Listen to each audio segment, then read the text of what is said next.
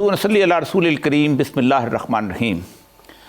معزز خواتین و حضرات، آج سے تقریباً 1 ماہ پہلے میں نے اپنی زندگی کا پہلا کسی سیاسی رہنما کا انٹرویو لیا تھا اور وہ تھے عمران خان صاحب۔ لیکن اس انٹرویو کے بعد بے شمار باتیں اور بے شمار گفتگو سننے کو ملی کہ انٹرویو تشنا رہ گیا۔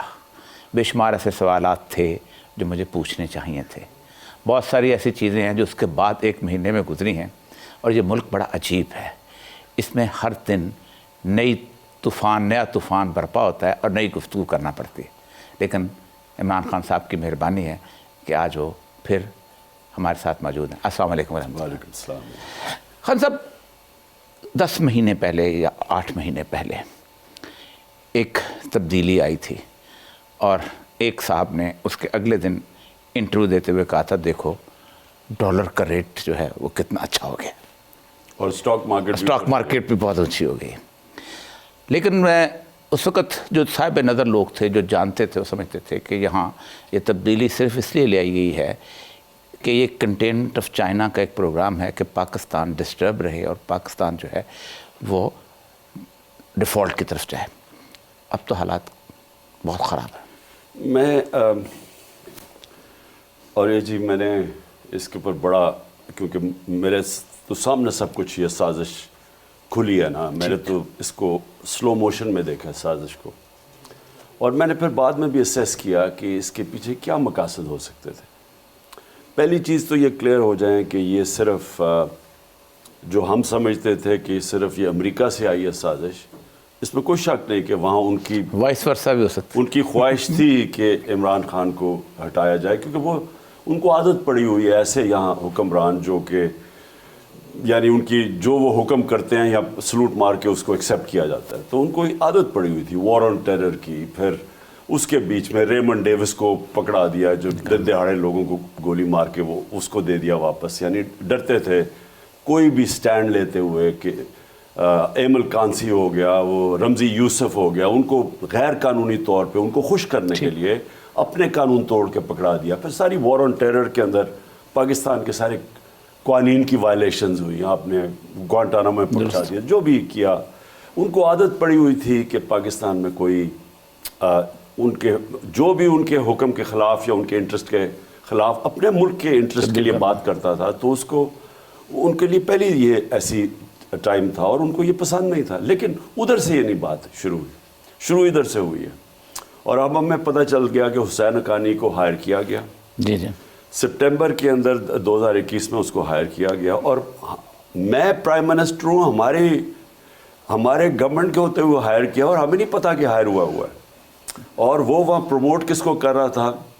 وہ میرے خلاف وہاں کام کر رہا تھا واشنگٹن میں، اور پروموٹ کر رہا تھا باجوہ صاحب کو۔ بلکہ 1 سال بعد اس کو پتا چلا کہ فوج بہت اچھی ہوگی۔ ہاں، اس نے ایک دم سارا وقت پاکستانی فوج کے خلاف، میمو گیٹ کے اندر وہ نمبر 1 کردار، ٹھیک، اور ایک دم وہ پاکستانی فوج کے خلاف اور پرائم منسٹر کے خلاف شروع ہو گیا۔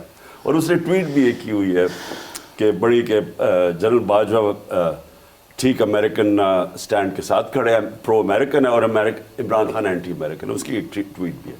تو کہنے کا مقصد یہ ہے جی کہ گیم تو یہاں سے شروع ہوئی، ٹھیک، اور افسوس سے مجھے کہنا پڑتا ہے کہ اس گیم کے پیچھے ایک ذاتی مفادات تھے، اور اس گیم کے پیچھے اپنی ذات کو پروموٹ کرنے کے لیے ساری گیم شروع ہوئی، اپنے انٹرسٹ کے لیے، اور لوگوں کو بیچ میں شامل کیا گیا۔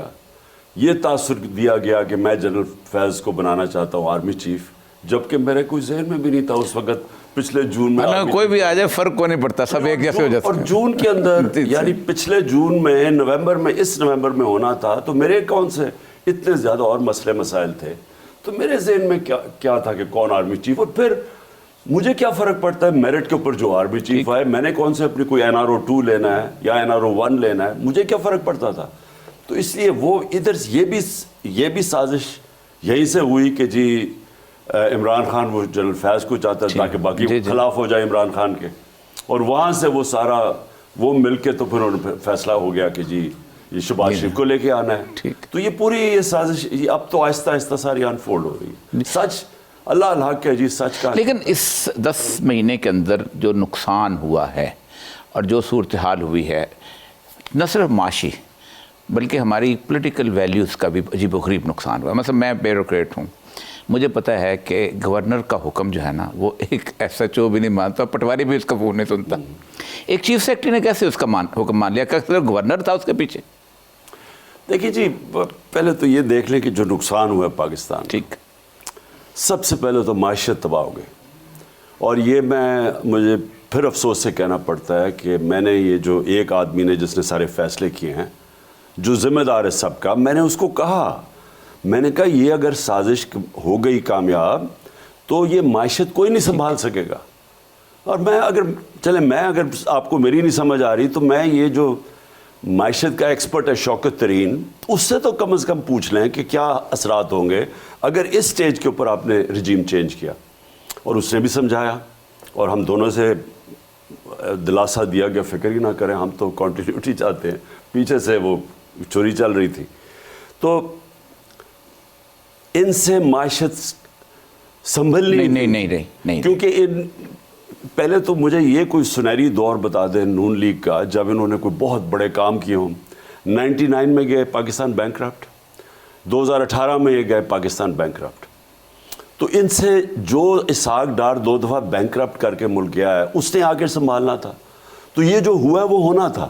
لیکن جو افسوسناک بات یہ ہے کہ انہوں نے پاکستان کو ادھر لے گئے ہیں جدھر اب وہ فٹ ان ہوتا ہے. وہ جو پرکنز کی کتاب ہے confessions of an economic hit man, economic hit man کیا کرتا ہے کہ وہ اس کی ساری کتاب کا مفہوم یہ ہے کہ وہ آ کے پہلے ایک معاشرے کو ان کی معیشت کو قرضے دے کے تباہ کرتا ہے, اسٹرکچرل لونز, اور پہلے تباہ کرتا ہے, اور اس کے بعد جب وہ گھٹنوں پہ آ جاتے ہیں ایک ملک تو پھر ان کے ایسٹس سٹرپ کرتا ہے, ان کے پرائیویٹائز کروا کے ان کے ایسٹس لے جاتا ہے. یہ اس کا اثر تھا. تو اب کیا پاکستان میں ہو رہا ہے, اب ہم ادھر پہنچ گئے ہیں. اب IMF نے پہلے تو ایک جو کنڈیشنز لگائی ہیں, آج پاکستان کی تاریخ کی سب سے زیادہ مہنگائی ہے. سب سے خوفناک چیز ہے آٹا دگنا ہو گیا. 8 مہینے میں آٹے کی قیمت دگنی ہو گئی ہے. یہ سب سے یعنی ایک جو ہٹ کرتا ہے عام لوگوں کو. تو کھانے پینے کی چیزیں بھی مہنگی, آج 50 سال میں سب سے زیادہ مہنگائی. آج انڈسٹری بند ہو رہی ہے, آج بے روزگاری بڑھ رہی ہے, جبکہ 8 مہینے پہلے پاکستان کی record industrial production, exports, tax collection, پیداوار, 4 فصلوں کی ریکارڈ پیداوار, اور آئی ٹی سب سے بڑی ٹیکنالوجی کی طرف جا رہے تھے. 75% آئی ٹی آگے بڑھ رہا تھا.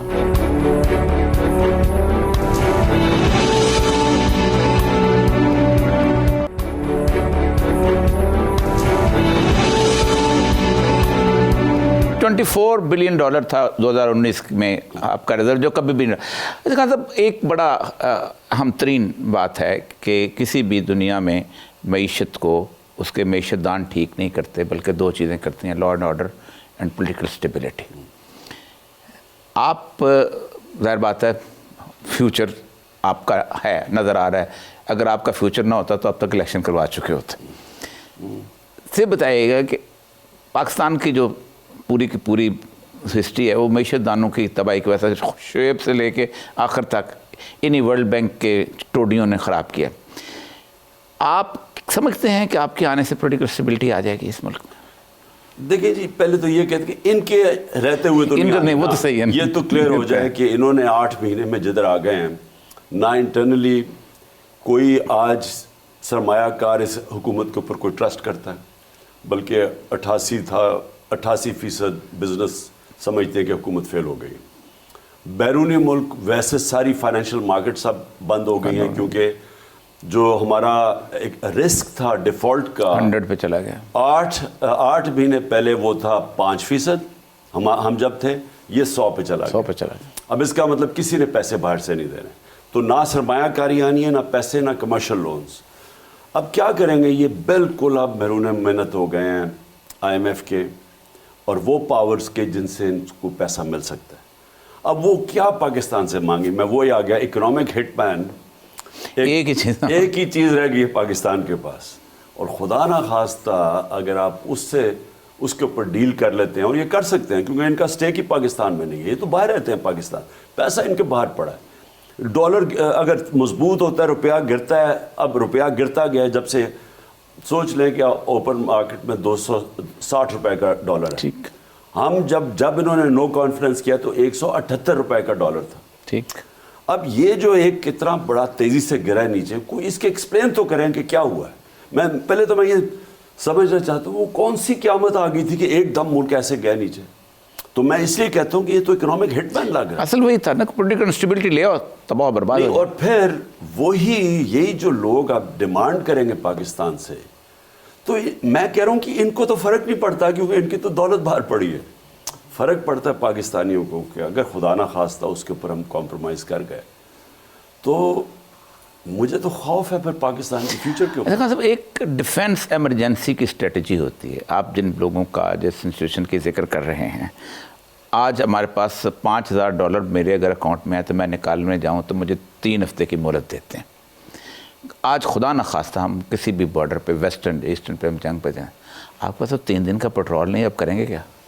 نہیں دیکھیں آریہ صاحب, یہ بہت بڑا ٹریجڈی ہوئی ہے پاکستان سے, اور میں نے جب کہا کہ یہ سازش ہے اور اس کے اوپر انویسٹیگیٹ کرنا چاہیے, اور چیف جسٹس صاحب کو ہم نے, ڈاکٹر عارف الوی نے بھی بھیجا وہ مراسلہ کہ یہ اس کے اوپر کم از کم پوچھے تو صحیح کہ ہوا کیا ہے. ایک وہ کہتا ہے, ایک دن حکم دیتا ہے کہ عمران خان کو ہٹاؤ, ڈونلڈ لو کہتا ہے, اگلے دن ووٹ آف نو کانفیڈنس ظاہر ہو جاتی ہے, اور اس کے بعد ہمارے لوگوں کو ایک دم پتہ چلتا ہے کہ جی تو بہت بری حکومت ہے, اور وہ چھوڑنا شروع کر دیتے ہیں.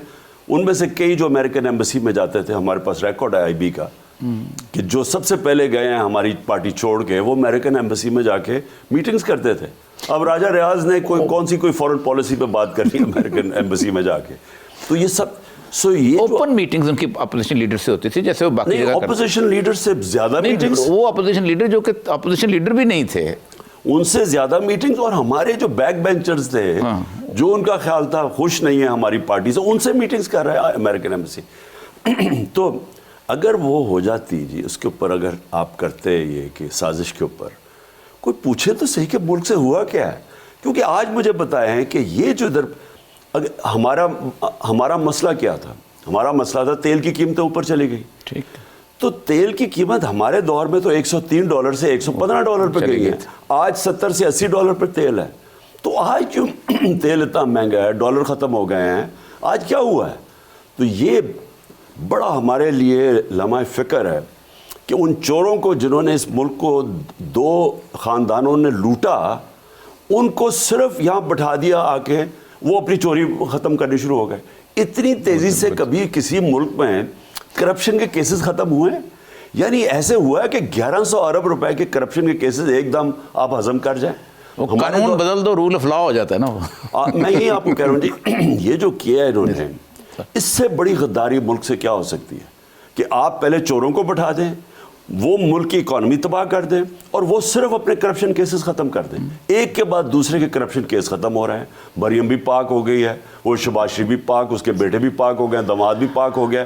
اب اور باقی سارے غریب لوگ جیلوں میں گل. اچھا, یہاں ایک بڑی مزیدار بات آپ نے پچھلے انٹرویو میں کہی ہے, میں ذاتی وٹنس ہوں. یہ جو نیب بنی تھی مشرف کے دور میں, ایک شخص کے خلاف کیس میں نیب کی عدالت میں لے کے پیش ہوتا تھا, اس کو انہوں نے وزیر اعلیٰ بنانا تھا. میری ساری گواہی پیچھے رہ گئی, وہ وزیر اعلیٰ بن گیا بلوچستان کا. مجھے کوئی بات, یہ سارے کے سارے پولیٹیکل انجینئرنگ سے لیے استعمال ہوتے رہے ہیں, سارے کے سارے, right from Ayub Khan onward. اس نے آ کر کہا کرپشن پہ گورنمنٹ, یا خان نے کہا کرپشن گورنمنٹ چلا. آپ نے پھر اسی ISI کو کہا ہے کہ وہ بہت زبردست, ان کو روکے گا کون؟ میری اور یہ جی میں آپ کو ذرا بتاتا ہوں, مسئلہ ہی پاکستان کا رول آف لا ہے. صحیح, صرف مسئلہ ایک ہی ہے. آپ مجھے کہنا کہ آج کیا مسئلہ ہے, انصاف نہیں ہے. انصاف آتا ہے رول آف لا سے. صحیح. رول آف لا کا مطلب یہ قانون کے سامنے سب ایک برابر. صحیح. وہ جو میرے نبی صلی اللہ علیہ وسلم نے مدینہ کی ریاست میں سب سے پہلے قائم کیا تھا, انصاف, عدل اور انصاف, کہ میری بیٹی بھی چوری کرے تو اس کو سزا ملے گی. یعنی ایک دیکھیں نا, ایک کمٹمنٹ شو کی کہ کوئی بھی قانون کے اوپر نہیں ہے, میری بیٹی بھی نہیں ہے, اور سب سے پیاری بیٹی کا نام بے شک. اور اس کے بعد انہوں نے کہا کہ بڑی قومیں تباہ ہوئیں, جب طاقتور چوری کرے تو اسے چھوڑ دو. اب یہ ہماری تباہی آپ کے سامنے ہے. ہمیں کوئی صرف اس حدیث کے اوپر سوچ لینا چاہیے کہ یہ حدیث کی وجہ یہ اس میں حدیث میں 1500 سال پہلے بتا دیا تھا کہ تم نے اگر تباہ ہونا ہے تو یہ کرو جو آج NRO2 دے کے آپ پاکستان سے کر رہے ہیں. اس کی کیا ایکسپلینیشن ہے کہ ایک گورنمنٹ کی 17 سال میں سب سے بہترین معاشی پرفارمنس، 17 سال کے اندر جب بہترین اکنامک انڈیکیٹرز تھے، اور وہ ڈالرز کے بغیر جو ہمارے صرف ہمارے 3 مارشل لاز میں اتنی پرفارمنس ہوئی ہے اکانومی کی، ایوب خان کی، وہ بھی امریکن اسسٹنس بہت تھی، ساری امریکن ڈالرز آ رہے تھے. امریکن ڈالرز کے باوجود 2 سال کرونا کی دنیا میں تباہی کے باوجود ایک گورنمنٹ پرفارم کر رہی ہے. آپ نے اس کو گرا کے چوروں کو اوپر بٹھا دیا، اور ان چوروں نے ملک کا بھی بڑا گھر کر دیا، اور 1100 ارب روپے کی چوری، 480 ارب روپیہ، اور یہ جی ہماری گورنمنٹ میں ہم نے وصول کیا تھا نیب کے ذریعے 480 ارب روپیہ. 280 18 سالوں میں، ہمارے دور میں 480، کیونکہ ہم نے ان کو چھوڑ دیا کہ جو کیسز تھے، یہ تو جو انجینئرنگ روک دی، اور سارے کیسز پرانے تھے. ہمارے دور میں تو صرف شہباز کے کیسز تھے، اور وہ 95% پرانے کیسز تھے. اب وہ سارے معاف ہو گئے. کیا بہتر نہیں ہوتا کہ آپ ایک اس کے برابر کا بڑا سول ادارہ جو ہے وہ بنا لیں؟ ہمارے ملک کی بدقسمتی شاید یہی ہے کہ ہمارے ہاں سول ڈیفنس کا ادارہ بھی نہیں ہے، وہ بھی ہم فوج کی طرف دیکھتے ہیں. اور یہ سب دیکھیں، یہ جو مارشل لا آتا ہے نا، جو آپ نے شروع سے ایوب خان کے سے بات کی، وہ آتا ہی ادارے تباہ کر کے. صحیح بات. آپ جب کہیں کہ میں قانون سے اوپر ہوں، آئین کے اوپر ہوں، جس دن آپ نے مارشل لا اناؤنس کیا، اس کا مطلب رول آف لا ختم، اس کا مطلب کہ میں اب آئین کے اوپر آ گیا ہوں. ٹھیک، اور وہ آپ چلنے بھی نہیں دیں گے وہ اداروں کو. ان کو ضروری آپ کو کمزور کرنا پڑے گا، کیونکہ کیسے آپ کھلا چھوڑیں گے ان کو؟ اب عدالت کو آپ چھوڑ دیں، وہ آپ کا کہے گا کہ یہ وغیرہ ہی نہیں ہے. تو وہ سارا سسٹم کو جب سبارڈینیٹ کرتے ہیں تو لا ختم ہو جاتا ہے. اب ہمارا تو ٹریجڈی یہ ہے کہ یہ جو 2 چور آئے، چور خاندان، انہوں نے آتے ساتھ ہی انہوں نے بھی وہ ختم کر دیا. انہوں نے اداروں کو ٹھیک نہیں ہونے دیا. کیونکہ اب آپ سوچ لینا، شہباز شریف آیا، سب سے پہلے اس نے FIA کے اوپر حملہ کیا. FIA کے اندر اس کے کیس تھے 16 ارب روپے کا کیس، اور وہ اوپن اینڈ شٹ. رضوان ہمارا دوست، میرا دوست تھا، اس نے مجھے 2 دن پہلے کہا کہ مجھے کہا جا رہا ہے کہ مجھے پتہ ہے کہ تمہارے بچے کن اسکولوں میں پڑھتے ہیں، اور اس کے بعد 2 دن میں اس کا ہارٹ اٹیک ہو گیا. اس کو وہ شدید پریشر میں لے آیا. آتے ساتھ ہی پہلے ادارہ انہوں نے جس نے زبردست کام کیا ان کی جو منی لانڈرنگ اور یہ جو ان کی چوری ان کو پکڑ کے، اس ادارے کو انہوں نے اٹیک کیا. رضوان آتے ساتھ ہی اس کا ہارٹ اٹیک ہوا. 2 مہینے کے اندر سب کچھ ہوا. 4 وہ گواہ جن کے اکاؤنٹس میں نوکروں کے نام پہ پیسے آ رہے تھے، چاروں ہارٹ اٹیک سے 2 مہینے میں مرے. سگنل گیا FIA کو، انہوں نے اپنا آدمی بٹھایا، سارے کیسز ختم کیے. FIA ختم. FIA ختم کیسے کہ پبلک کی نظر میں اب FIA کی کوئی حیثیت نہیں ہے. وہ یہ صرف شریف خاندان کا ٹول ہے وکٹمائز کرنے کا، کہ جناب کیسے PTI کو ختم کرو. نیب ختم. نیب پہ اپنا آدمی بٹھایا، نیب میں کیسز ختم ہو رہے ہیں. نیب والا کہتا ہے جی وہ مریم کا، وہ کہتا ہے اب پتہ ہے وہ نواز شریف نے کہا ہے کہ یہ ہمارے فلیٹ ہیں لنڈن میں. وہ مریم سے پوچھتا ہے، وہ مریم کا کیس کیسے ہوتا ہے، وہ اس سے پوچھتا ہے نیب والے سے، جی وہ جج پوچھتا ہے کہ آپ یہ ثابت کر سکتے ہیں ان کے فلیٹ ہے؟ وہ کہتا ہے جی میں نہیں کر سکتا. انہوں نے ایڈمٹ کیا ہوا ہے ہمارے فلیٹ، چلو جی ان کا بھی کیس ختم. تو اب نیب کی کیا حیثیت رہے گی پبلک کے اندر؟ نیب ختم ہو گئی. اسی طرح میں صرف یہ کہنا چاہتا ہوں، جب آپ ادارے چلتے ہیں رول آف لا سے، آئین کے دائرے میں رہ کے ان کی پروٹیکشن ہوتی ہے. اچھا، اب کوئی انٹرفیئر نہیں کر سکتا اسکاٹ لینڈ یارڈ کے اندر. وہ جب انکوائری شروع کرتا ہے، وہ چاہے گورنمنٹ کا ہو یا وہ اپوزیشن کا ہو، اسکاٹ لینڈ یارڈ جب انکوائری شروع کرتا ہے کوئی پرائم منسٹر نہیں روک سکتا. اس لیے ان کے ادارے مضبوط ہیں. ہمارے زمانے میں ہم نے کیا کیا؟ ہم نے اداروں کو تکڑا کیا. آتے ساتھ ہی انہوں نے ادارے ختم کیے، اور FIA ختم، نیب ختم. لیکن میں اور کرکٹ بورڈ دیکھ لیں، وہ رمیز راجہ، اب میں تو کرکٹ ان سب سے بہتر جانتا ہوں، رمیز راجہ جو اچھا بھلا کام کر رہا تھا، اس نے آ کے ہماری کرکٹ کو اس نے فیصلے ایسے کیے کہ آپ دیکھیں ہم ورلڈ کپ فائنل میں چلے گئے، ہم کمپیٹ کر رہے ہیں دنیا میں. آتے ساتھ ہی نجم سیٹھی کو اوپر بٹھا دیا. بزنس امپائر بنانا نا اس آدمی کا کیا ریلیونس ہے کرکٹ میں؟ اس کو اوپر بٹھا دیا آ کے. اس نے اپنا نیا لیا ہے. جو ایک ادارہ جب چلتا ہے نا، وہ کنٹینیوٹی ہوتی ہے. وہ پتا ہوتا ہے کہ آپ نے ایک نہیں ہوتا کہ صرف کرکٹ ٹیم ہے، اس کے نیچے پورا سیٹ اپ ہے. وہ آ کے جو آدمی نے اپنی زندگی کو 20-25 سال کرکٹ میں گزاری اور ٹیسٹ کرکٹ کھیلی 15 سال، اس کا زیادہ تجربہ ہے یا ایک آدمی جو آپ کے لیے بڑا پرو لکھنے والا ہے اس کا تجربہ ہے، اس کو لا کے کرکٹ بورڈ پہ بٹھا دیا. اب کرکٹ بورڈ کا اب ذرا حال دیکھنا. پوائنٹ میرا یہ ہے جی کہ یہ شریفوں اور زرداریوں کا جو صرف یہی نہیں کہ انہوں نے لوٹا ہے، لوٹنے کے لیے انہوں نے ادارے تباہ کیے ہیں. جب ادارے تباہ کرتے ہیں، اور جس طرح نیب امینڈمنٹ کیا انہوں نے، وائٹ کالر کرائم پاکستان میں پکڑنا ناممکن کر دیا انہوں نے. اب صرف غریب چھوٹا چور پکڑا جا سکتا ہے، طاقتور ڈاکو آج پاکستان میں پکڑ ہی نہیں آپ سکتے، کیونکہ انہوں نے نیب امینڈمنٹ کر کے کہا جی اب میں پرائم منسٹر میں چوری کروں آ کے اور میں اپنے بچوں کے نام پہ پیسہ کر دوں، تو پہلے وہ کہیں گے کہ اچھا جی بچوں کے نام پہ پیسہ آپ پروو نہیں کر سکتے. دوسرا وہ مجھے کہیں گے اب وہ نیب کے اوپر وہ ثابت کرے کہ عمران خان نے باہر اربوں روپے کی پراپرٹی کدھر سے لی ہے، وہ ثابت ہی نہیں کر سکتا. اس کا مطلب انہوں نے بڑے ڈاکوؤں کو لائسنس دے دیے چوری کا.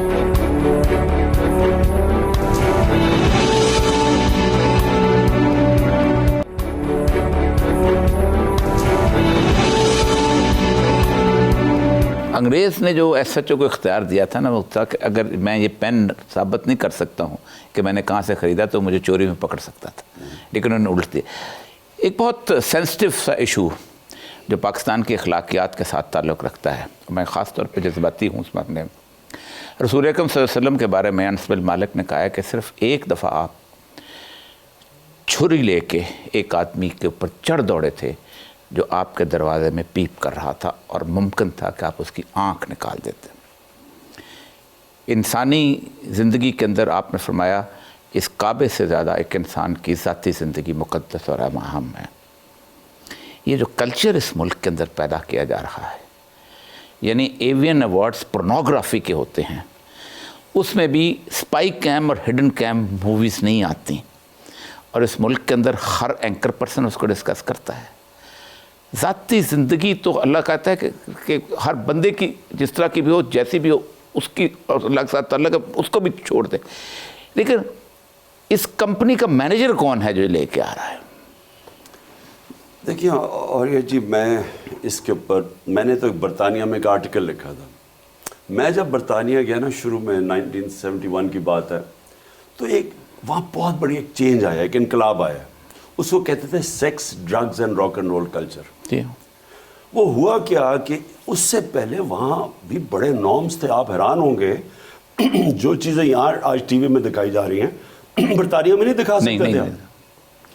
اور وہ بڑی ایک کنزرویٹو سوسائٹی تھی. یہ کیا ہوا کہ ایک دم ایک ریبیلین ہوئی جس کو کہتے ہیں sex, drugs and rock and roll, اور انہوں نے اپنی جو گناہ ہیں نا وہ پبلک میں لانے شروع کر دیے کہ نہیں جی یہ منافقت ہے کہ ہم جو پرائیویٹ لائف میں کرتے ہیں وہ پبلک میں نہ بتایا جائے. اسی کے اوپر قرآن کی آیت ہے کہ اپنے اور دوسروں کے گناہوں پہ پردہ ڈالو، کیونکہ آپ ایون سوسائٹی کو بچاتے ہیں. ولا تحسوا ولا تجسسوا، ٹو میں مت لگا رہو، منع کیا اللہ نے. پردہ تو خیر بہت بڑی بات اللہ نے کہا. جی دیکھیے نہیں کامن سینس ہے جی. میں نے کیونکہ میں نے انگلینڈ میں مضبوط لکھا ہے اس کے اوپر کہ آپ جب اپنے گناہوں کو عام کرتے ہیں تو میں نے اپنی آنکھوں سے برطانیہ کا معاشرہ تباہ ہوتے دیکھا ہے. بالکل ٹھیک. وہاں کی ڈیورس ریٹ تھی 14 کے اندر ایک ڈیورس ہوتی تھی برطانیہ میں جب میں گیا تھا وہاں. آج 70% ڈیورس ریٹ ہے کیونکہ قرآن فیملی سسٹم کو پروٹیکٹ کرتا ہے. اسلام آپ کی خاندانی نظام کو پروٹیکٹ کرتا ہے. وہ اسلام اسیوم کرتا ہے کہ ہم سارے کوئی فرشتے نہیں ہیں، سب گناہ گار لوگ ہیں، لیکن وہ یہ کہتا ہے کہ اپنے اور دوسروں کے گناہوں پہ پردہ ڈالو، کیونکہ آپ پروٹیکٹ کرتے ہیں اپنے معاشرے میں، اپنے بچوں کو، اپنے معاشرے کو پروٹیکٹ کرتے ہیں. اب برطانیہ کے اندر جب انہوں نے یہ عام کر دیا اور کہانیاں آنی شروع ہو گئیں کہ فلانے کی پرائیویٹ لائف ایسی ہے، فلانے کی یہ ساری اخبار ایسے آنے شروع ہو گئے، نیوز آف دا ورلڈ جو اب بند ہو گئے. ہوا کیا اس کا، جیسے جیسے فحاشی بڑھتی گئی ان کے معاشرے کے اندر خاندان ٹوٹتے گئے، خاندانی نظام ٹوٹتا گیا. اور آج آپ وہاں حالات دیکھیں، سارے ویسٹرن معاشرے میں دیکھیں کہ شادی چلتی نہیں ہے. اور ہالی ووڈ کے اندر شادی کا جو لائف سپین ہے وہ 2.5 سال ہے. ایوریج شادی 2.5 سال چلتی ہے. کیونکہ آپ اگر فحاشی بڑھاتے رہیں، آپ گند کو سامنے لاتے رہیں، آپ کا معاشرہ ٹوٹ جائے گا. لیکن ہمارے معاشرے کا اور بڑا گند ہے کہ ہم اس کو پولیٹیکل گینز کے لیے فحاشی کراتے. اس سے زیادہ بری کیا چیز ہو سکتی ہے؟ یہ تو جی اب بات کیا، پرانے زمانے میں تو چلے پھر بھی ٹیپس ٹھیک ہی ہوتی تھی کسی کی ایکچوئل ٹیپ. اب آپ آدھے گھنٹے بیٹھیں، ایسا سافٹ ویئر ڈیولپ ہو گیا اور آرٹیفیشل انٹیلیجنس کے ذریعے آپ یقین کریں کہ فرینزک بھی نہیں بتا سکتا کہ آپ نے ریل کیا یا آپ نے بنایا. تو اب تو ایک انڈسٹری بن گئی ہے. اتنا سروں کو بلیک میل کرنے کے لیے یہ ٹیپس ہیں، یہ آڈیو ٹیپس ہیں. اس کا مقصد کیا ہے؟ اس کا مقصد یہ نہیں ہے کہ آپ کوئی معاشرے کے اندر کسی کی اصلیت سامنے لے کے آ رہے ہیں. اس کا مقصد یہ ہے بلیک میل کرنا، گند اچھالنا، اور کوئی فکر نہ کرنا کہ اس کا اثر آج. اور یہ صاحب بچوں کے پاس موبائل فون ہے، 8 سال کے بچے موبائل فون لے کے پھرتے ہیں. اب ان کے موبائل فون کے اوپر آپ یہ گند لے کے آ رہے ہیں. آپ سوچیں اس کا معاشرے میں سوشل میڈیا سے زیادہ مین سٹریم میڈیا میں یہ گفتگو ہوتی ہے. 25 دسمبر کے دن 9 دھماکے ہوئے ہیں بلوچستان میں. 9. میں بلوچستان میں رہا ہوں، مجھے اس کا اندازہ ہے کہ کتنی خوفناک قسم کی صورتحال ہے. کے پی کے کی جو حالت ہے، بنوں کا جو انسیڈنٹ ہے، اس کو جس مشکل سے ٹیکل کیا گیا ہے ہم سب کو پتہ ہے. ٹیکل کر لیا، اللہ کا کرم ہے، ٹیکل کر لیا، لیکن دھواں چل رہا ہے. بلاول صاحب جو ہیں وہاں سے کہتے ہیں ہم امریکن ایڈ آ رہی ہے اور ہم ایک اور وار اینڈ ٹیرر میں انٹر ہو رہے ہیں. میں تو کانپ گیا ہوں خان صاحب کہ اس کا مطلب یہ ہے کہ ہم اس ایجنڈے کے تحت پاکستان کو پھر آگ لگا دیں گے. دیکھیے اور یہ جی میں سارا وار آن ٹیرر کے خلاف کیوں تھا؟ میں ان کو یہ کہتا گیا کہ آپ جب پہلے تو آپ نے افغانستان میں جو جہاد لڑی، آپ نے لوگوں کو کہا کہ اگر کوئی باہر سے آ کے قبضہ کرتا ہے کسی ملک کے اوپر تو ان کو آزادی کے لیے اور مسلمان ملک کے لیے جہاد ہے. اور آپ نے گلوریفائی کیا لوگوں کو. ساری دنیا سے جہادی آئے یہاں جہاد لڑنے کے لیے، جس میں اسامہ بن لادن بھی تھے. سارا ہمارا جو قبائلی علاقہ تھا، اس سارے قبائلی علاقے کے ذریعے جہاد لڑی گئی، کیونکہ ادھر سے ہی جاتے تھے افغانستان میں. ریگن نے کہا تھا 7 فادرز آف امریکہ کے ایکویولنٹس ہیں یہ. ہاں، وہ جو جہاد لڑنے والے تھے وہ کہتا کہ the equivalent of the moral equivalent of the founding fathers of America, مجاہدین کو اس نے کہا. تو وہ وہاں سے جاتے تھے قبائلی علاقے سے. قبائلی علاقے کے لوگوں نے بڑی شرکت کی جہاد میں. اب ہوا کیا، آپ 10 سال کے بعد اب آپ لوگوں کو کہہ رہے ہیں کہ نہیں جی کیونکہ وہ اب امریکن آ گئے ہیں افغانستان میں، اب یہ جہاد نہیں ہے، اب یہ دہشت گردی ہے. اب ہونا کیا تھا، وہ سارے لوگ جن کو آپ نے تیار کیا ہوا تھا جہاد کے لیے، وہ آپ کے اگینسٹ شروع ہو گئے اور انہوں نے پاکستان کے سیکیورٹی فورسز کو اٹیک کرنا شروع کر دیا کہ ہم بھی کولیبریٹرز ہیں ان کے. انہوں نے کہا ہمارے خلاف بھی جہاد جائز ہے. ٹھیک، اس کی وجہ سے خود کش حملے ہونے شروع ہو گئے. جو اپنے آپ کو اڑا رہا تھا خود زیادہ 80% خود کش حملوں میں، تو وہ تو سمجھتے تھے کہ ہم جہاد کر رہے ہیں اور ہم جنت پہ جائیں گے. بالکل. میں ان کو کہتا رہا کہ اس کے وار کے اندر ہمیں نہیں پڑنا چاہیے، کیونکہ آپ نے پہلے سے ان کو تیار کیا ہوا تھا جہاد کے لیے، اور آپ کہہ رہے ہیں دہشت گردی. اور میں نے کہا ہمیں اس میں نہیں رہنا چاہیے تھا. میں اس کو اپوز کرتا رہا، مجھے طالبان خان کہتے رہے. میں نے ان کو کہا جب یہ ہماری جنگ ہوگی ہم جیت جائیں گے، لیکن جب تک یہ امریکہ کی جنگ ہے وہ ہمیں ہمارے خلاف بھی جہاد لڑیں گے. خود سب سے زیادہ ڈیمیج خود کش حملہ کرتا ہے. ٹھیک. اب کیا ہوا، پہلے تو ہمارے تو 3 سالوں میں ساری ختم ہو گئی. آپ دیکھ لیں سارے یہ نیگوسیشن آپ کے زمانے میں شروع ہوئی تھی، میں وٹنس ہوں. ہماری طالبان سے امریکن کی نیگوسیشن ہم نے کروائی، افغانستان طالبان کی. جب یہ طالبان آئے، یہ امریکہ وہاں سے گیا اور طالبان نے ٹیک اوور کیا امریکہ، تو ہماری ان سے پہلی دفعہ 20 سال میں افغان حکومت آئی جو پرو پاکستان تھی. غری حکومت تو پرو انڈیا تھی. وہاں سے تو 3 دہشت گرد گروپ سے اٹیک کر رہے تھے پاکستان. اب پہلی دفعہ ہمیں موقع ملا کہ ٹوٹل امن قائم کرے پاکستان میں، دہشت گردی ختم کر دے، کیونکہ افغان گورنمنٹ اب پروٹیکٹ نہیں کر رہی تھی ٹی ٹی پی کو. تو ٹی ٹی پی سے ڈائلاگ شروع ہو گیا کہ ہم کیسے ان کی سیٹلمنٹ ٹرمز کیسے، 40-50 ہزار لوگ ہیں ان کو آپ نے کیا کرنا، انہوں نے آنا تو تھا. اب کوشش کر رہے تھے کہ ان سے ٹرمز کریں کہ کن ٹرمز کے اوپر ان کو ہم پاکستان میں لے کے آئیں گے. اور وہ بڑا ڈیلیکیٹ سبجیکٹ بہت ہے، اس کے لیے پیسے بھی چاہیے تھے ان کو ریہیبلیٹیٹ کرنے کے لیے.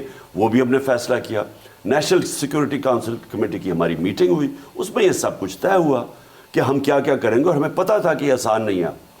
آپ یقین کریں کہ ہم جیسے گئے نہ کسی نے پرواہ کی ادھر کی، نہ انہوں نے ان کا اور آہستہ آہستہ پہلے وہ ملاکنڈ میں آ گئے. اب اس میں ہمیں بارڈر تھا گورنمنٹ کے ہاتھ میں.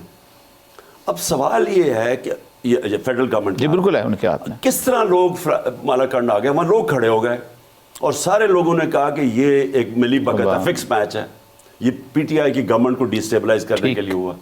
اس کے بعد یہ بڑھتا گیا, ادھر سے مالاکنڈ سے ختم ہوا, وہاں چلے گئے, ادھر سے اب اوپر سے شروع ہو گیا. اب یہ بڑا خطرناک ہے. اس میں اگر ہم نے عقل سے ناکام کیا, اگر ہم نے پھر استعمال ہوئے کہ جی کسی اور امریکی ایجنڈے کے تحت ہم اگر ان سے ایڈ لے کے یہاں مار دھاڑ شروع ہو گئی, وہ پھر جہاد ہمارے اوپر ڈکلیئر کر دیں گے. اور میں آپ کو یہ کہہ رہا ہوں کہ اس باری ہمارا جو ملک کے معاشی حالات ہیں ہم اس کو برداشت نہیں کر سکیں گے. کسی نے ہمیں مدد بھی نہیں کرنی. وہ امریکہ کے جو پینٹس آنے ہیں بلاول صاحب جو لے کے خوش ہو رہے ہیں, تو پہلے بھی جو آئے ہیں امریکہ کے جو پیسے انہوں نے دیے ہیں, مجھے بتائے ہیں 100 ارب ڈالر سے تو زیادہ پاکستان کو ٹرمپ یہی تو کہتا ہے کدھر گئے وہ نہیں. اور وہ جو 20 ارب ڈالر سے کیا فائدہ ہوا. تو ہم یہ جو اپنے آپ کو بیچتے ہیں, دیکھیں اتنا نقصان پہنچایا دونوں یہ پیپلز پارٹی اور نون کی حکومتوں نے 90 کی دہائی میں. امریکہ میں جا کے کہتے تھے کہ جی ہمیں بچا لو, نہیں تو دہشت نہیں تو انتہا پسند آ جائیں گے, فنڈامنٹلسٹ آ جائیں گے. ایرانین ریولوشن کے بعد ایک مسلمان دنیا کے اندر ایک عجیب کام شروع ہو گیا کہ سارے امریکیوں کو کہتے تھے کہ جی اگر ہمیں نانا آپ نے بچایا تو وہ خمینی ٹائپ انقلاب آ جائے گا اسلام کا. وہ اسلام سے ڈراتے تھے پورے مڈل ایسٹ سارے. ارے مڈل ایسٹ میں بھی ہر کوئی ڈکٹیٹر یہ کہہ رہا تھا کہ میں لبرل ہوں, ماڈریٹ ہوں, اور باقی یہ انتہا پسند ہے. یہ جا کے خواجہ آصف فارن منسٹر تھا, ان کو کہتا کہ ہم لبرل ہیں اور یہ لیکن عمران خان اور اس کی پارٹی پی ڈی پارٹی اور رائٹسٹ ہے. سو یہ لوگوں کو خود جا کے پاکستان کا امیج تباہ کرتے تھے. خود کہتے تھے کہ ہم پاکستان میں بہت بڑی انتہا پسندی ہے اور ہم لبرل ہیں, تو خود پاکستان کا امیج خراب کرتے تھے. اور اب پھر یہ جو بلاول گیا ہے پھر شروع ہو گیا. ہمارا کام ہے سیٹل کرنا ہی. ہم امریکہ کو انوالو کریں گے, اس میں بڑی کمپلیکیشنز ہوں گی. اب ان سے آپ امداد لے رہے ہیں, باڑ لگائی ہے ہم نے, کیا ہمیں نہیں پتہ چل رہا تھا جب باڑ ٹوٹ رہی ہے؟ وہ سامنے ہمارے باڑ ٹوٹی ہے, سوشل میڈیا پہ امیجز آ رہے ہیں. بالکل ٹھیک ہے. تو کیا ان کا کام تھا پولیٹیکل انجینئرنگ یہاں بیٹھ کے کرنا؟ ان کا کام نہیں تھا کیا جنرل باجوہ کو نہیں سوچنا چاہیے؟ اگر ان کے ساتھ مل کے اگر باڑ کی جنرل باجوہ کو بار بار کہا, میرے پاس ٹیکسٹ ہے, میں بار بار کہا, جب آخر میں نے کہا ہمیں بڑا کیئرفل رہنا چاہیے, مجھے دہشت گردی کا ڈر ہے, یہ بڑھتی جائے گی دہشت گردی. تھرو آؤٹ میں اس کو کہتا رہا کیونکہ یہ بڑا جیسے ان کی ری سیٹلمنٹ آسان تو نہیں ہونی تھی. اب کیا ہوا ہے, انہوں نے میر علی میں کھڑا کر دیا طالبان کا جھنڈا, مرم شاہ میں انہوں نے بازار میں جا کے طالبان کا جھنڈا لگا دیا. تو اگر یہ بڑھتا گیا, اس کے ساتھ مجھے کوئی شک نہیں کہ ہماری سیکیورٹی فورسز میں بڑی قربانی کرنے, لیکن اگر پبلک سپورٹ نہ ہو تو کیا کریں گے؟ نہیں جی, لیکن اگر معاشی طور پہ معاشی طور پہ بھی ختم ہے, ہمارے پاس پیسہ ہی کدھر ہے اب یہ ایک اور جنگ لڑنے کا, اور سارا بوجھ پڑ جائے گا کے پی حکومت کے اوپر کیونکہ وہ مرج ہو گیا. تو وہ اب, اور پولیس کیسے ان کے سامنے کھڑی ہوگی؟ نہیں, پولیس کو آپ ایکسپیکٹ کر رہے ہیں, وہ لوگ جو فوجوں کے سامنے لڑتے رہے ہیں, اب وہ پولیس ان کا مقابلہ 20 سال سے آل فنڈز جو تھے وہ دوسری طرف اسٹیبلش کرنے کے لیے پولیس کو تو اکوپ بھی نہیں کیا گیا نا.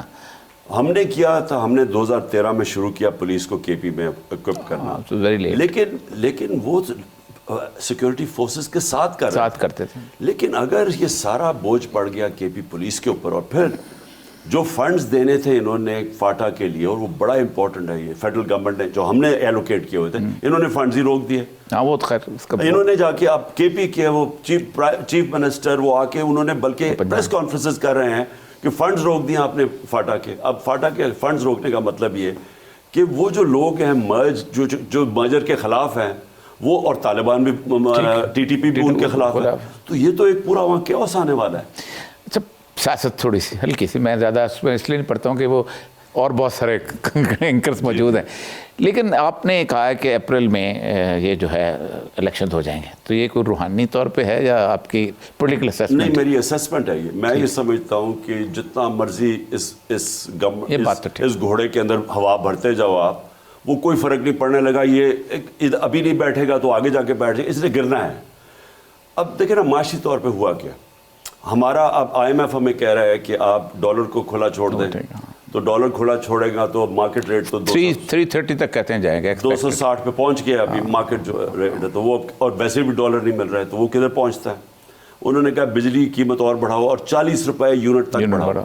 40 یعنی کہ آج ہی بجلی کے بل دگنے ہوئے تو وہ کدھر پہنچ. لالٹینیں خرید لینی چاہیے. تیسری چیز انہوں نے کہا کہ گیس 250% بڑھاؤ. اور پھر انہوں نے کہا 700 ارب روپے کے ٹیکسز مزید اور لگاؤ. اب مجھے بتائیں کہ جس ملک میں انڈسٹری بھی بند ہو رہی ہے, کسان بھی پٹ گیا, مجھے تو خوف آ رہا ہے کہ ہماری جو گندم کی فصل ہے وہ کیا ہوگی اپریل میں, مجھے تو بھی خوف آ رہا ہے, کیونکہ کسانوں کے پاس پیسے, جو پیٹرول, جو ڈیزل کی قیمت ہو گئی ہے, جو بجلی کی قیمت ہے, جو کھادیں جدھر چلی گئی ہیں, مجھے تو نہیں سمجھ آ رہی کہ کسان کیسے, اور آگے کھادوں کی جو آف ٹیک ہے, جو کنزمپشن ہے وہ نیچے چلی گئی ہے, وہ ڈی اے پی کے بھی چلی گئی ہے, یوریا کے بھی چلی گئی ہے. تو جب وہ افیکٹ کرے گا ہماری فصل کو. اگر ہماری فصل بھی کم ہوئی, انڈسٹری ویسے بند ہو رہی ہے, ہمارے پاس پروڈکشن سے یا انڈسٹری سے پیسہ بنتا ہے یا ہمارا بنتا ہے اور یا ایگریکلچر ہے, تینوں چیزیں نیچے جا رہی ہیں. تو مجھے یہ بتائیں کہ انہوں نے کیسے قرضے واپس, تو یہ کیا آپ کو پھر اونا پونا صورتحال میں جیسے پہلے چھوڑ کے گئے تھے ویسے چھوڑ جائیں گے؟ نہیں, مجھے تو اس سے بھی زیادہ خوف آ رہا ہے. مجھے تو خوف ہے کہ اگر یہ ڈیفالٹ کر گئے, اب ڈیفالٹ تو ویسے ٹیکنیکل تو کر چکے ہیں, اگر پوری طرح ڈیفالٹ کر گئے تو 3-4 سال ملک تو پیچھے چلا گیا. ہائپر انفلیشن سب سے خوفناک عام آدمی کے لیے ہے کہ آج جو چیزیں ہیں وہ کئی گنا زیادہ, ایک دفعہ ڈیفالٹ کر کئی گنا زیادہ قیمتیں بڑھ جائیں گی, 30s والا حال ہو جائے. تو وہ جب بڑھ جائیں گی تو یہ غربت یہاں تو عام آدمی پس جائے گا. ابھی اگر آٹا دگنا ہو گیا ہے, سوچ لیں کہ اگر ڈیفالٹ کریں گے تو پاکستان کدھر پہنچے گا. تو اس کا کون سب سے پہلے اس کا ذمہ دار کون ہے؟ کب ہم کسی کو ذمہ دار ٹھہرائیں گے کہ آپ نے چلتی ہوئی حکومت کو گرا کے ان چوروں کو بٹھا کے ملک گھٹنے پہ لے آئیں؟ یہی کانسیپٹ, یہی سوال آپ سے ہے کہ کیا اس ملک کے اندر ہم صرف کارپٹ کے نیچے یا چوئی شجاعت بن جائیں گے کہ مٹی پاؤ, یا ہم کبھی بھی ٹرائل کریں گے ان لوگوں کا جو رسپانسبل تھا؟ اور یہ سب یہ دیکھیں کہ میں اپنی حکومتیں قربان کر رہا ہوں. میں کہہ رہا ہوں کہ میں اپنی پنجاب کی حکومت قربان کرتا ہوں پختونخوا کی, ملک کے لیے کہ آپ الیکشن کرواؤ, فورس کر رہے ہیں الیکشن کرواؤ, کیونکہ اگر آپ الیکشن نہیں کروائیں گے پولیٹیکل سٹیبلٹی نہیں آئے گی تو اکانومی تو بیٹھ گئی ہے. تو اگر آپ نے اسی طرح چلنا ہے, مجھے تو خوف آ رہا ہے کہ جو بھی ملک میں آئے گا اس کے بعد جس نے اقتدار میں آنا ہے وہ ہولڈ بھی نہیں کر سکے گا. میں تو اس لیے قربان کر رہا ہوں. اوپر سے کیا کوششیں ہو رہی ہیں, پوری طرح ان کی کوششیں ہو رہی ہیں کہ اس کسی طرح یہ آپ کی گورنمنٹ بچائی جائے. یہ کیسا الٹ ہے کہ آپ کی گورنمنٹ بچائی جائے, نہیں, اور یہ بھی کہ کسی طرح ہمیں گرا کے تو نون کو لایا جائے, یہ کوششیں ہو رہی ہیں. فی الحال تو یعنی ہمارے جو پیچھے ہمارے ہینڈلرز بیٹھے ہوئے ہیں وہ کر کیا رہے ہیں, میں مدد کر رہا ہوں ملک کے لیے, وہ اٹھا کے اس کو روک کے ان چوروں کو اوپر مسلط کر کے اور یہاں بھی نون کی حکومت لانا چاہتے ہیں. ضیاء الحق نے کہا تھا کہ آئین میں ختم نہیں کر رہا, صرف کچھ شکوں پہ عمل درآمد روک رہا ہوں, معطل کر رہا ہوں. ہائی کورٹ پنجاب نے ایک شک کو معطل کیا ہے, عمل درآمد روکا ہے, آرٹیکل 112 جس کے تحت اسمبلی. دیکھیے جی, میں چاہتا تو میری تو سارا وقت کوشش ہے کہ ہماری دو طرح, میں ویسے آپ نے پہلے ایک بات کی تھی اس کو بھی جواب دوں. ایک ہے ہماری جوڈیشری مضبوط ہو, اس کی مضبوط کا مطلب ہوتا ہے جی عوام کو رسپیکٹ کرے. جوڈیشری کی رسپیکٹ آتی ہے کنٹیمپٹ کے لوگوں کے اوپر لگا کے نہیں آتی رسپیکٹ آتی ہے فیصلوں سے. اب جوڈیشری اگر فیصلے میرٹ پہ نہیں کرے گی اور وہ انفلوئنس ہوگی طاقتور سے, میں یہ بڑے وتھ رسپیکٹ کہنا چاہتا ہوں کیونکہ یہ ہماری جوڈیشری کا ریکارڈ ٹریک ریکارڈ ہے کہ جو طاقتور ہے اس کے ساتھ چلی جاتی ہے, وہ بجائے رول آف لا قائم کرنے کمزور کے ساتھ کھڑے ہونے. لیکن جو میں نے آپ سے پہلے بات کی, میں نے کہا ISI کا ایک بہت بڑا رول ہے جی. وہ اصل میں وہ اس گھوڑے کو لگام کون دے گا؟ میں کریکٹ کرنا چاہتا ہوں. میں نے کہا دیکھیے جی, سب سے پہلے تو فوج جو اسٹیبلشمنٹ ہم کہتے ہیں نا, وہ سارا ایک آدمی کے اوپر ڈپینڈ کرتی ہے. اس کے پاس اتنی زیادہ پاور ہے, لائل ٹو دی چیف, وہ اور ڈسپلن ہے فوج میں. اس کے پاس پاور اتنی زیادہ ہے کہ وہ جدھر چاہے گا نا تو وہ تباہی بھی کر سکتا ہے. جو اس نے کیا, یہ جو تباہی کی ہے 8 مہینے پہلے فیصلے سے, ملک کی تو تباہی کر دی نا اس نے, وہ تباہ بھی کر سکتا ہے. اور وہ اگر, کیونکہ سب سے آرگنائزڈ انسٹیٹیوشن جو بچی ہوئی ہے وہ فوج ہے, اور ISI میں بڑی صلاحیت ہے. اس کو بجائے یہ کہ پولیٹیکل انجینئرنگ میں لگاؤ کہ کس کو جوڑ توڑ کرنی ہے, لگانا ہے کہ جی پنجاب حکومت کیسے آپ نے بچانی ہے, बजाय ये करने के इसको ले आए जी सही है, अकाउंटेबिलिटी। ये बात तो ठीक है। सबसे बड़ा मसला पाकिस्तान का है अकाउंटेबिलिटी, इसमें या रूल ऑफ लॉ। अगर आप इसको और इस पावर को इस्तेमाल करें रूल ऑफ लॉ इस्टेब्लिश करने में, कि आपने ताकतवर जो हर जगह ताकतवर चोरी कर रहा है, डॉलर यहाँ से जो रूलिंग एलीट है वो जो रुपया कन्वर्ट करती है हवाले से बाहर भिजवा देती है। यहाँ से पूरी डॉलर की एक तरफ शॉर्टेज है, गवर्नमेंट घुटनों पे है, लेकिन यहाँ से एलीट जो डॉलर खरीदते है बाहर भेज देती है। ये सारे शहबाज शरीफ, ये नवाज, ये हुदैबा पेपर मिल के आती है, जो जाली अकाउंट्स वो जरदारी के, ये सारा मनी लॉन्ड्रिंग थी। मनी लॉन्ड्रिंग का मतलब यहाँ से डॉलर लिया और बाहर भेज दी।